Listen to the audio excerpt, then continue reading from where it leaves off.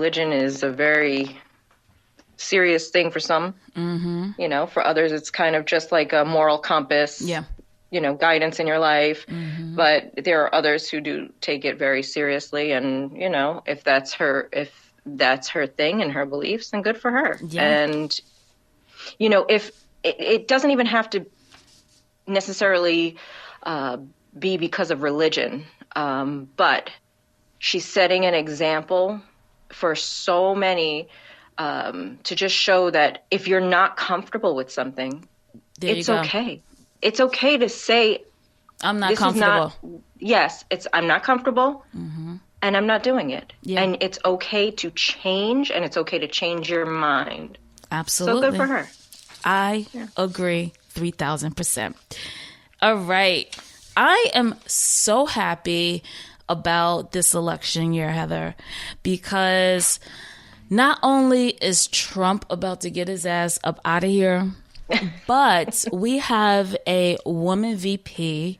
We have a multicultural VP. And it was announced that we have a all-female communications team that Biden elected. And that made me so happy because finally women are getting acknowledged. Women of color, women, period, are finally together getting that acknowledgement. And I am so excited for this new administration. So am I. And I'm really hopeful. Mm-hmm. I'm really hopeful. I don't know necessarily that all of this in the grand scheme of things is going to impact my personal life right now. Right. But, you know, I'm happy. I'm happy for it. I'm happy to see that there's some changes being made, and I think they're progressive changes. And I think that even if not immediately, people like you and me will feel the effects of it, maybe in a few years from now. And maybe even if it's not you and I directly, our kids or grandkids, you know, we'll feel it. They'll see, you know, there are so many other progressive countries and developed countries that are considerate of women's health and you know, just raising kids. And like we're talking about this balancing act, and they actually are more accommodating to that balance in other countries. And I feel like we're behind on all of that, and this is just going to be a little boost in that direction, in the right direction. And I was just watching right before we started recording that even his team that he's got is so diverse. Watching The Crown, and even though this is the UK, I mean, it's pretty much mirrored to the US. Right. It's pretty much mirrored. And so watching The Crown, I got to the part where Margaret Thatcher was the prime minister.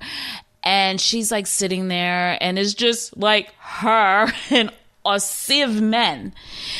And you go back and you think about Shirley Chisholm and just all these trailblazers and what they was fighting for, and the fact that they were fighting just to get heard. And now, I mean, we're seeing not just one token, we're seeing multiple nationalities, multiple women in positions. And like you said, we're not quite sure exactly if we're going to see what immediate stuff can be done. But down the line, yes, my granddaughters can look at Kamala and be like, wow, she looks like me. You know what I mean? Yeah. And that's what's important. Like, that's what's important, because the little kids nowadays are looking and they're like, oh my gosh, I can do that. That's possible. And then it can inspire them to work harder. So love that. Let's talk about shopping. Hey, shopping. I don't know anything about that subject. Did you get any of your Christmas shopping done? I don't do Christmas shopping. Okay, that's not weird. I don't do anything that's I don't know. I guess I don't do anything that's expected. That's why we're friends. You know that because I don't celebrate it. Right. I'll just buy stuff. Every day. So exactly. So look, every day is Christmas. Yes. People are like, oh, what about Mother's Day? Every day is Mother's Day. Every day, it's every day. What about a birthday? Okay, we'll have a cake on somebody's birthday. There you go. That will do. There you but go. It's like, I'm every day's a birthday. Yeah. Well, it literally is in my house. Like, right. So many people. Well, listen, right now is really good deals. This is the time where packages is going out. So when is the deadline for people that are Christmas shopping? So I found that UPS is actually for ground shipping. If you're trying to get it to your loved one before or yourself before Christmas, the last day is December 15th, and then you'll have it like the day before Christmas. All of these are the day before Christmas, so I'm just going to go through them real quick. The last day to ship 3-day with UPS is going to be the 21st. December 22nd is the last day to ship second day air, which is really expensive. December 23rd, if you got to do this, you might as well just wait until after Christmas and send it because it's going to be expensive. December 23rd, UPS is offering the next day air for delivery on the 24th. With FedEx, if you're shipping via Smart Post, it's going to be December 9th, December 15th for ground, December 21st for Express Saver. The 22nd is the last day to ship FedEx 2-day. And then the 23rd is the last day to ship FedEx overnight, priority and first overnight. Oh my gosh. So on the 25th, the last day to ship for same day city, you can on the 25th. They are going to be, I guess, out working. That's crazy. For USPS, that's the postal service. Good luck. No. Actually, December 15th is the last day you should mail out something to get it in time for Christmas. But I got to say, I've been getting a lot of packages from USPS. And they've been coming like a day or 2 days earlier than expected. Wow. Which I was happy for. So they're trying to save themselves now. I know. Right. Let's move on to this one, which is the Trump supporter. Did you read that one? I did. I did. And then I saw on the news that tons of donors. This dude had got I want to say 17 point something million in donations right after the elections to help him fight it. So this story is about the Trump supporter who donated $2.5 million to help Trump fight the voter fraud. Now, this dumbass, now, after we've seen who Trump is, this dumbass decides, all right, listen, I've reached out. I just want updates on what's happening, where the money's going. Honestly, rightfully so, but still, you donated. You already know you was going to get the runaround. Is it really rightfully so, do you think?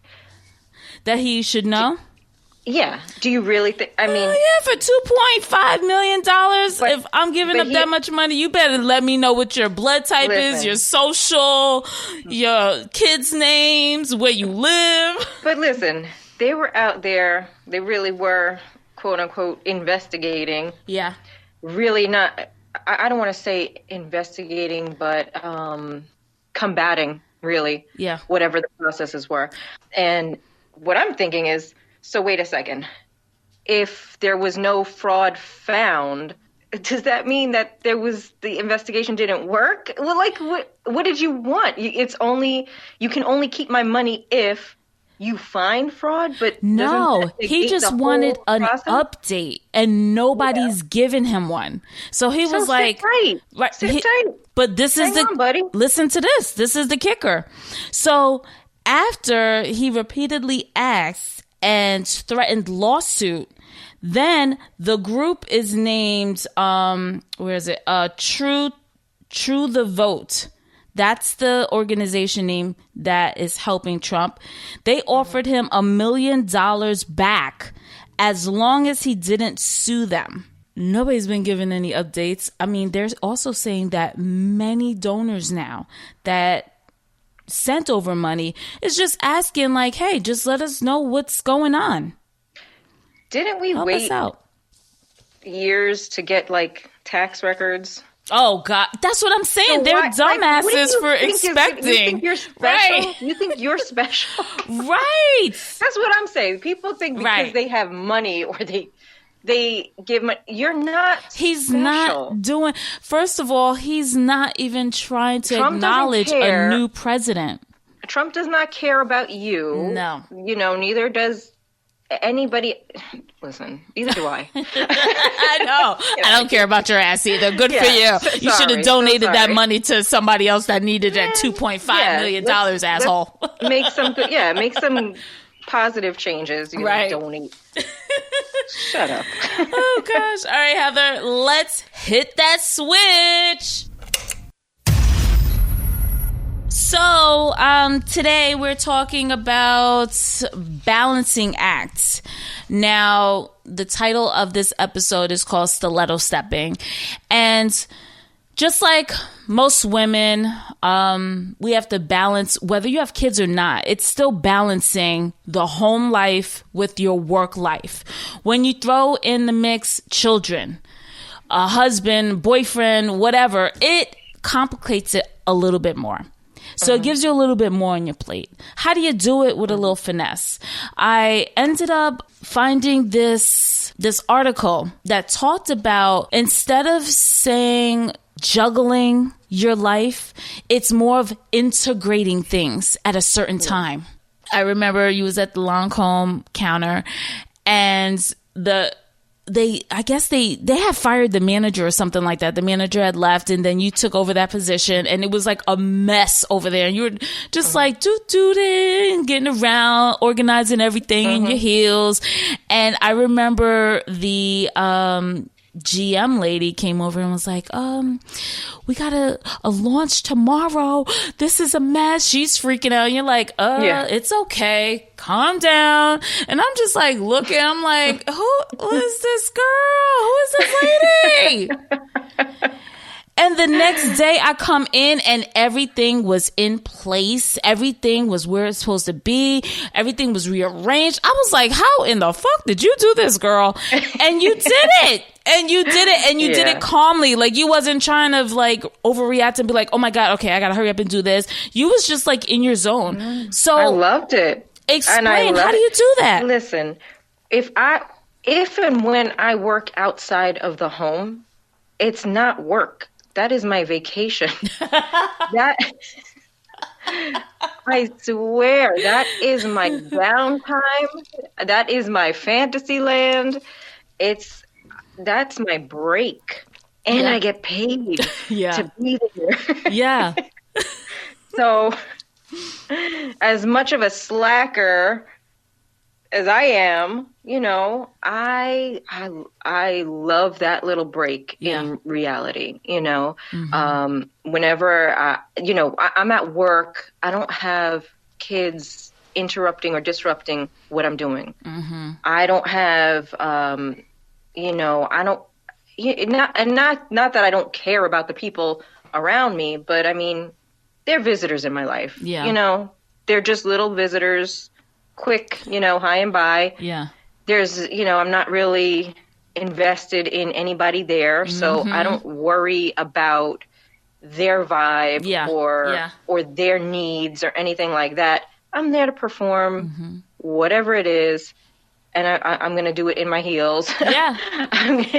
and just so I put myself together to look good on the outside so that I can feel good when I see the reflection of myself. And I'm just there. I'm having a good time. And I try to extend that to anybody that comes into my space. Yeah. If you are freaking out like that woman was freaking out, you're not going to disrupt my zen because that's where I am now. I'm going to fix this stuff and I'm not going to have little hands coming in and messing it up or anything.